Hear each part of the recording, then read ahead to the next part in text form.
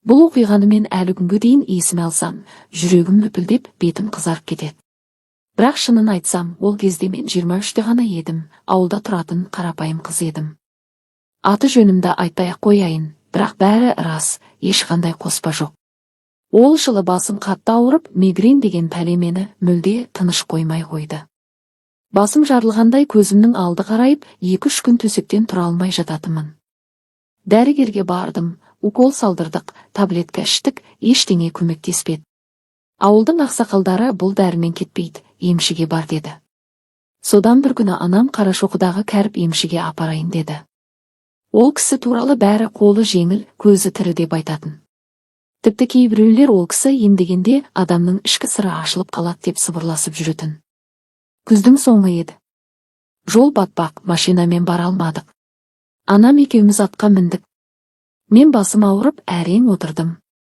Кәріп емшінің үйі ауылдан 10 шақырымдай жерде, жалғыз үй, айналасы қарағай. Есікті қақтық. Ішінен кір, қызым деген дауыс шықты.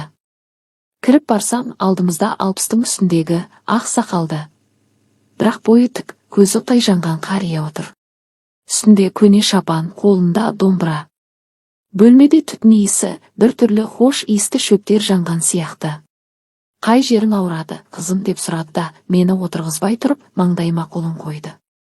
Ой, мынау емес, тереңде жатыр деді. Сосын анама сыртта күте тұр, емді жалғыз алу керек деді. Анам бір сәт тартынғанымен шығып кетті. Мені жатын бөлмесіне кіргізді. Бөлмеде үлкен төсек, үстінде ақ жайма. Киіміңді шеш, тек іш киімің қалып жатып ал деді. Мен ұялып, басым ғой ауыратын деп қыңқылдадым. Ол күлді, бас деген дененің шыңы, бірақ ауру тамырдан келеді. Тамырды ашпасақ, бас ешқашан тыныш таппайды. Мен әрең блузкамды, белдемшемді шештім. Іш киіммен жаттым. Ол бір құмырадан сары май сияқты нәрсе алды да, қолын жылтып, мойнымнан бастады. Қолдары темірдей қатты, бірақ жылы.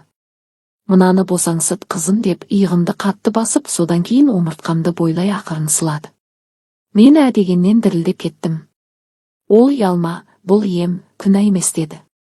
Сосын төс сүйектерімнің ортасынан ақырын басып, мұнда да қан тоқтап қалыпты деп іш киімімді сипай бастады.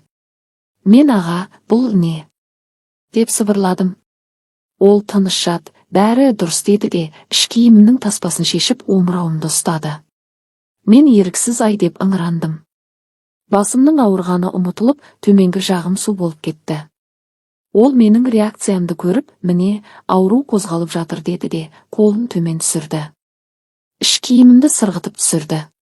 Мына жерде бәрі тас болып қатып қалыпты деп, төмені жағымды ақырын сипай бастады. Мен белімді көтеріп тырп етпей қалдым. Мен ұяламын ба, қуанамын ба, білмеймін, тек дыбысым шығып кете берді. Содан ол шапанын шешті. Астында еш нәрсе жоқ екен. Енді толық ем, қызым. Мынаны қабылдасаң, ауруың қайтады деді де, ойына келгенді жасады. Ол бірінші рет пе деп сұрады. Мен басымды изедім. Мен бірте-бірте ыстық болып, белімді өзі көтере бастадым.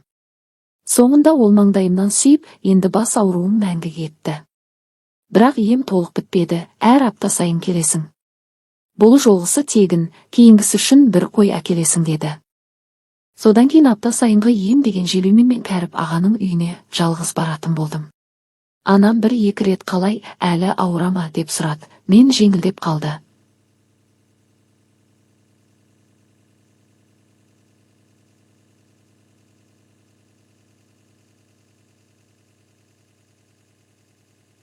Кепкеттеп жатыр. Ол кісі есікті ашқанда әрқашан бір күлімсіреп келдің бе, құлыным. Есік іштен ашық тұрады саған дейтін. Қыс түсті. Қар басып жол мүлде жабылды. Бір апта бармадым. Басым қайтадан ауырып, түнде ұйықтай алмай шықтым. Екінші аптада қарды басып, аттың үстінде әрең жеттім. Кіріп барсам, кәріп аға от жағып отыр екен. Мені көргенде тұрып, құшағына алды да, маңдайымнан, ернімнен сүйді. Сағындым сені, қаршығам деді. Мен ұялмастан мойнынан асылып, мен де деп сыбырладым. Ол кезде мен өзімді қойындағы қозыдай сезінетінмін. Сол күні ол мені бұрынғыдан да ұзақ ұстады. Киімді шешкізбей-ақ тек белдемшемді көтеріп, үстелдің шетіне отырғызып алды да білгенін жасады. Қыстың ортасында бір күні ол мені қораға апарды. Іші жылы, қойлар жатыр. Мына жерде ешкім естімейді деді де пішеннің үстіне жатқызды. Киімді толық шешкізді. Көктем шықты. Бір күні ол маған, саған үйленейін бе, қызым деді. Мен үндемей қалдым. Ол кезде мен ауылда тұратын жігітпен сөз байласып қойған едім. Аты Жанболат, мені жақсы көретін, бірақ онымен ешқашан мұндай сезім болған емес. Мен Кәріп ағаға жоқ, аға, мен сіздік емеспін деп айттым. Ол күлді, білемін, құлыным. Бірақ жүрегім менікі ғой. Шынында да солай еді. Жазда мен Жанболатқа тұрмысқа шықтым. Үйлену тойымыз болды. Бірақ тойдан кейінгі 3-ші күні мен таң атпай тұрып, атқа міндім де Кәріп ағаның үйіне тарттым. Ол есікті ашқанда менің қолымда күйеуімнің сақинасы жарқырап тұрды.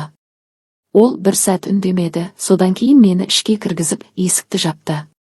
Сол күні ол мені бұрын-соңды болмаған нәзіктікпен алды. Сен енді менікі емессің, бірақ мен сені ешқашан жібермеймін деді. Мен үйге қайтқанда күйеуім қайда жүрсің деп сұрады. Мен туысқанға бардым деп жалған айттым. Содан кейін де мен бірнеше рет бардым. Бірақ әр жолы қиындай берді. Күйеуім күдіктене бастады. Бір күні ол мені ұстап алып, сен Кәріпке бардың ба деп сұрады. Мен бәрі ашылып қалды деп қорқтым. Бірақ Кәріп аға ауырып төсек тартып жатып қалды. Мен соңғы рет барғанымда ол әрең тұрды. Мені құшағына алып, менің уақытым бітті, қызым. Енді сен бақытты бол. Бірақ мынаны ұмытпа, сенің жүрегіңде менің ізім мәңгі қалады деді де бір бума ақша берді. Мынау саған, балаларыңа деді. Ол қайтыс болғаннан кейін мен ешқашан ол үйге бармадым. Бірақ әлі күнге дейін түнде оның қолын, иісін, дауысын сеземін. Күйеуіммен 20 жыл бірге тұрдық, 3 баламыз бар. Бәрі жақсы. Бірақ кейде түнде оянсам, төменгі жағым ылғал болып, денем дірілдеп тұрады. Сол кезде мен білемін, Кәріп аға мені әлі де емдеп жүр. Осыны ешкімге айтқан емеспін. Тек қазір жасым 43-те келіп айтып отырмын. Өйткені жүрегім әлі ауырады. Бірақ бұл ауруды енді ешкім емдей алмайды.